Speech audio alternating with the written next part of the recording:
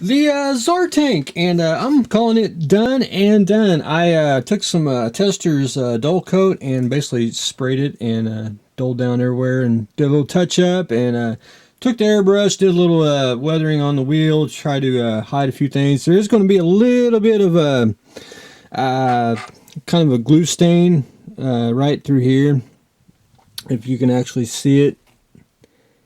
That's just was hard to get the photo etch and the resin, since it was broke. Got it clamped back in together, and just a little bit, but it's not too bad noticeable, and it's in pretty good shape. So I'm going to get this off the bench, and this will be shipped off next week. And I'll show everyone how I package it, but I won't show you how I do this one. I'll show you how I package models, and the majority of the time it pretty much is foolproof, but it does. Models do break, and it does happen. But after that, we're going to start doing the ratte, or I like to call it the rat. So that's going to be a fun build. So that'll be up next on deck. The Hurricane. Last I left off, I did pre-shaded, and then I don't know if you can actually see some of the pre-shading in there. But I took khaki drab and airbrushed that all over the top here, and then I took olive drab and did camo. Now I like to do muted colors. I don't like to do see the way that camo is, how it's just really, you know, two-toned. I don't care for that at all. I think it looks cartoonish. I'm not saying that they didn't have it back then, you know, on the planes like that, you know, and they could have, but I think that it should be more of a dulled down, more monotone, because you got the you know, the sun baking on it, you know, airflow, dog fights, everything else. It should be I think it should be just muted, and that's the way I like to do camouflage. I think you should be able to see the camo, just a hint of it, and then when you walk up on it, you can actually see where the camo line goes. But I got all my lights on, so it's probably flushing it out, probably. And I kind of just went off kind of the box there. One thing about Mr., and I can't remember his name, Simpson's plane, is he's got a not a white band, but it's basically I guess the color of the fuselage. So that's what I used. I masked that off, taped it, did get a little overspray, and I'm just going to go and I'll take some more of wherever the base color's at, the khaki brown and in green, and I'll just go back over it. No big deal. Should have taped it out farther, but you know, I guess I was getting lazy. Basically all I gotta do now is clear coat it, put the clear parts on, and put decals on, and of course paint the propeller, which you always paint last. First I'm going to actually put some future on, and I'm just basically going to future the wings and wherever the decals need to go. I'm not going to pretty much do the whole model. And then once I get the decals on, I'll finish doing some weathering. That's basically doing the exhaust, you know, making dirty them up just a little bit, just to give it a little bit of weathering, which I need to explain decals, but I will do that once we get to the petty car. The Viper, now I can't show a whole lot. It pretty much, everyone's pretty much seen me build this, but this is for the fine scale one. I did get most of the sub-assemblies done, got the new chopped off intakes onto the thrusters here, got the body together, cockpit in, and basically the clamps doing its job and keeping it secure. I did get the doors in. Now after I pop these off, I basically got to do some sanding, and that's pretty much done. Very, very little putty will be used on this.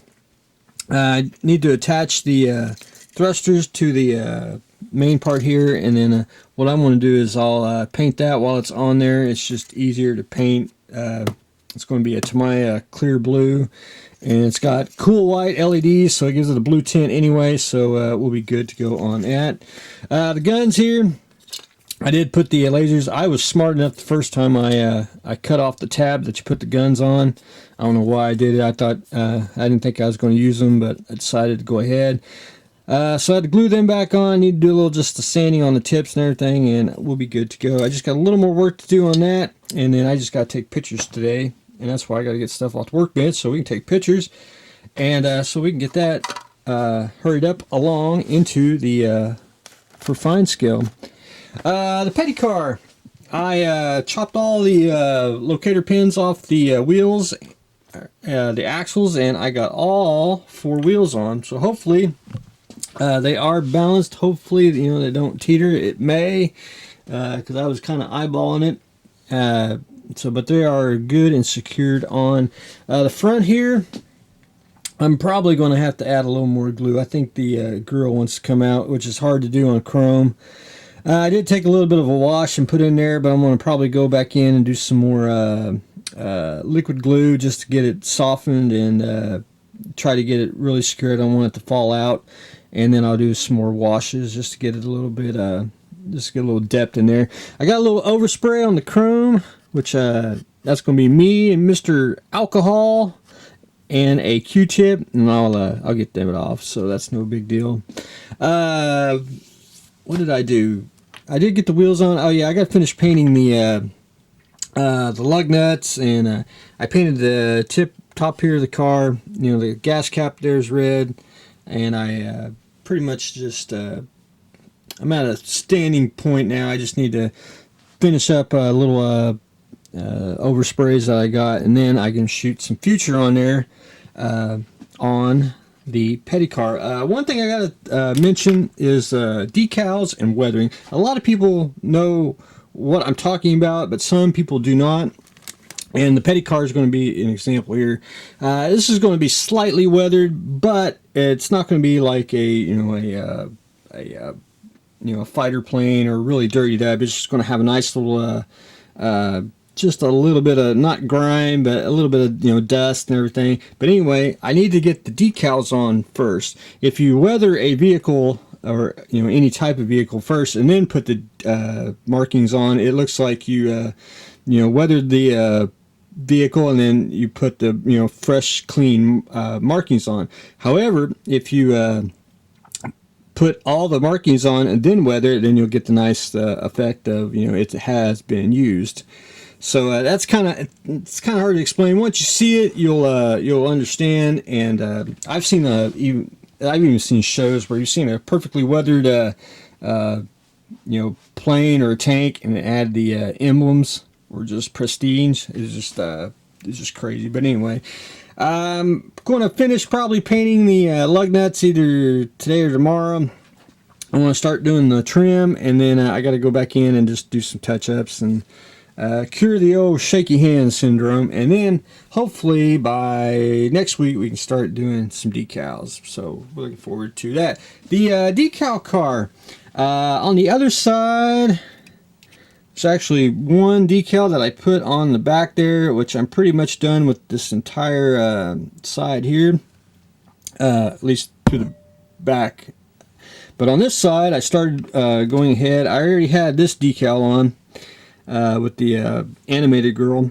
Added the lower one here, up here, and one that goes back here. What I'm doing now is taking some more setting solution, and I'm just painting it on. I did get basically 3 decals on the day. I just need to put on a couple more coats of setting solution and let it do its magic. I do have to go back in and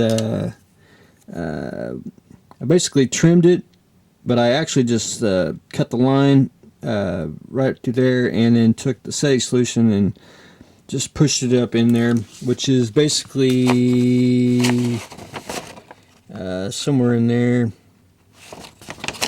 And then I did that decal right there, and it says to cut it, which I don't think you need to. It just needs a little bit of, it just needs setting solution and worked into the grooves, and you'll be good to go.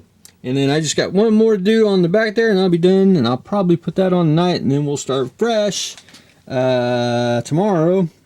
Start doing the animate, or the add-on decals that go on top of these decals. But it's always good to wait 1 or 2 days when you get the decal on, because I use a lot of solution. I mean, a lot. It really gets it on there, and that's why you have to wait like a day or two to make sure it's damn well dry, and you'll be good to go. So that's where I stand on that. And Since it is Memorial Day and I was having a little bit of free time, my new infatuation is ball tanks. They say there's a book out. It's a Russian book, all in Russian, but it had some diagrams, and they say that these tanks here were considered in World War II by the Russians, and I wouldn't put it past them. I think they were too. A lot of people say this is like an April Fool's joke for the World of Tanks people, but anyway, I like this one really well. That one's called like a moonball. In the World of Tanks game, as far as I can read, they had a little, I guess you could get this tank and use it in the game, but I think it's pretty nuts. I may start doing I might do a run of these. My interpretation of it just a little bit, just to simplify it. But anyway, I think ball tanks are where it's at. That's just very, very cool. And I don't see many. There is a resin kit of an actual the German ball tank that if you Google that, you can see that on the internet. I know there's a resin kit of it, but I've never seen any Russian ones, and I think I may damper into that little realm. So, and there's actually a couple more designs of that, but we'll jump that bridge once we get there. But anyway, that's what I've got going on today. Ball tanks, more decal duty on the Decal Car, petty car. Slowly but surely, we're going to get the little things done on it. The fine scale Viper is taking shape. The Hurricane getting painted, ready for decals, and the return of the Tsar Tank, which is going to be returning to its owner next week. So that's what I got going on today. So stay tuned for the next exciting episode.